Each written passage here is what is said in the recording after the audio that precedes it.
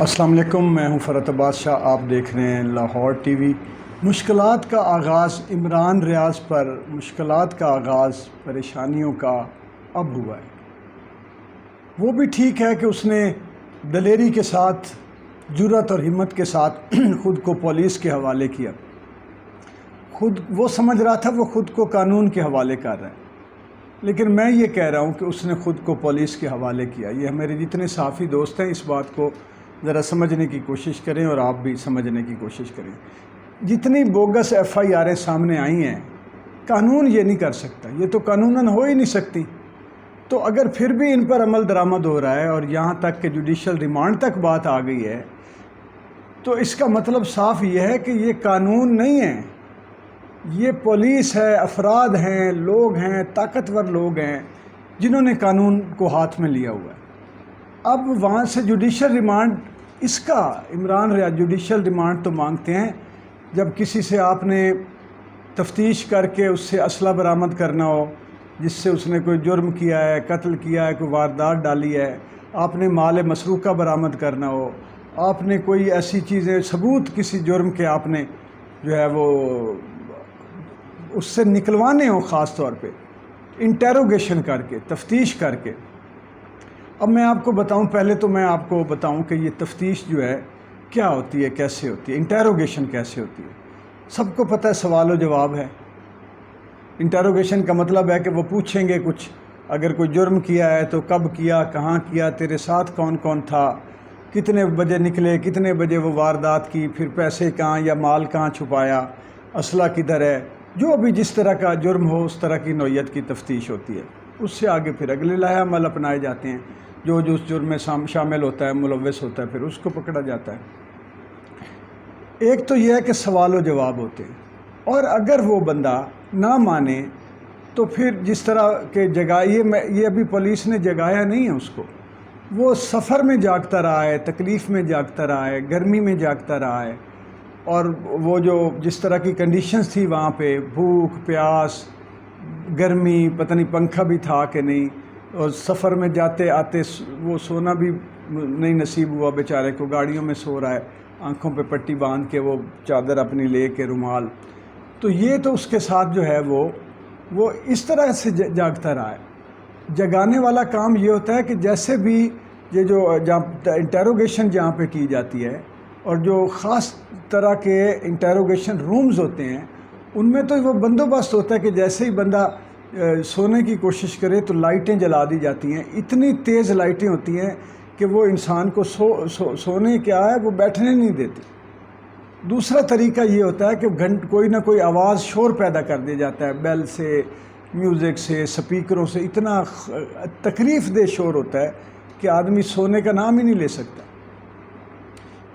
اس کے علاوہ یہ بھی ہوتا ہے کہ کسی بندے کی ڈیوٹی لگائی جائے، وہ آ کے اس کو کوئی اذیت ناک قسم کا، کوئی اس پہ تشدد کرے، کوئی چھڑیوں سے مارے، کوئی اور کام کرے، ٹھڈے مارے، جگائے سوتے وہ پھر تکلیف دے کے اٹھا کے بٹھا دیے۔ اور طریقے کئی طرح کے ہوتے ہیں کہ جس سے وہ انسان جو ہے وہ کہتا ہے مجھے بس مار دو، مجھے اس سے بہتر یہ ہے کہ مجھے مار دو، اس اذیت سے جان چھڑاؤ۔ یہ تو بیسک ہے جگانے کا طریقہ۔ اس کے علاوہ انٹیروگیشن کے جو فزیکل انٹیروگیشن ہوتی تھی ہماری ٹریڈیشنل تھانوں میں، اس میں وہ مارنا، وہ چمڑے کے اس سے مارنا، وہ جوتا جو بنایا ہوتا ہے انہوں نے، رسیوں سے باندھ دینا، یا پیچھے ہاتھ باندھ کے اوپر لٹکا دینا، اس کو گھڑی بنا، پتہ نہیں کیا اس کو ڈولی بنانا کہتے ہیں، وہ کر دینا۔ کتنی دیر تک وہ لٹکا رہتا ہے، اور پھر یہ کندھے یہ اتنے اذیت سے اپنے ہی وزن پہ وہ شل ہو جاتے ہیں، وہ رہ ہی کچھ نہیں جاتا ان میں، وہ مسل جو ہیں وہ سال ہر سال تک پھر وہ مسلز اپنی جگہ پہ نہیں آتے اور اذیت دیتے رہتے ہیں۔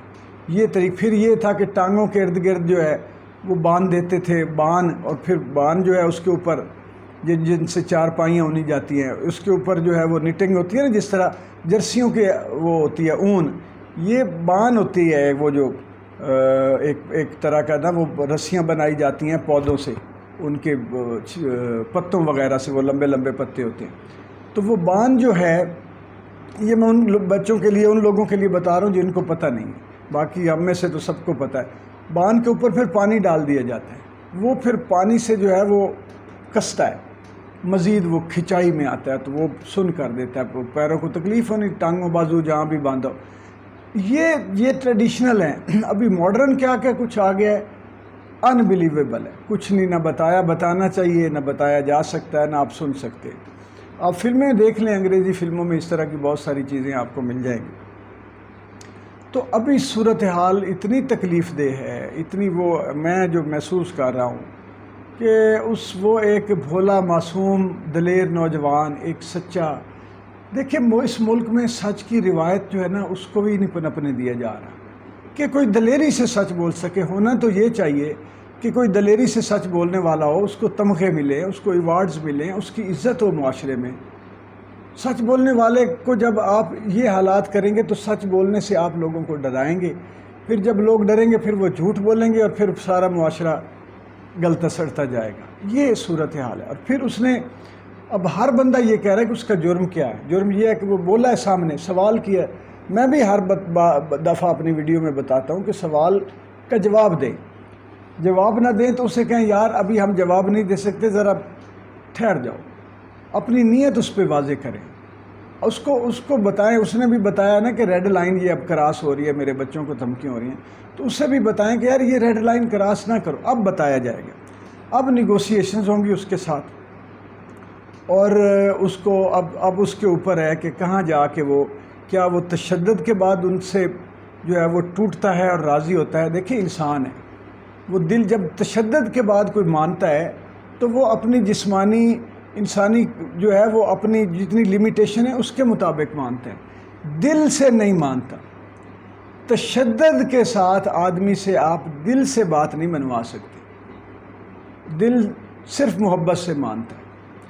تشدد وہ مان جائے گا، وہ ٹھیک ہے. اب لیکن اس کے بعد پولیس کیا کرے گی، یا جو بھی اس کے انٹیروگیشن کرنے والے لوگ ہوں گے، وہ بعض اوقات ویڈیوز بنا لیتے ہیں اس طرح کی، کپڑے اتار کے اور روتے چلاتے ہوئے، معافیاں مانگتے ہوئے، دھاڑے مارتے ہوئے. وہ پھر ویڈیو بناتے ہیں تاکہ یہ بعد میں اگر کہیں جا کے وہ اگر اپنی بات سے مکرنے کی کوشش، وہ باؤنڈ بھی کرتے ہیں، اس کو باندھتے ہیں، بائنڈ کرتے ہیں، تاکہ وہ جو ہے وہ باہر جا کے اپنی بات سے جو ہے وہ مکر نہ سکے، وہ بات سے پھسلے نہ. کیونکہ ان کو پتہ ہے کہ اس نے جبر اور تشدد کی وجہ سے بات مانی ہے، اس نے ہمارے دل سے بات نہیں مانی. تو صورتحال اتنی بھیانک ہو گئی ہے.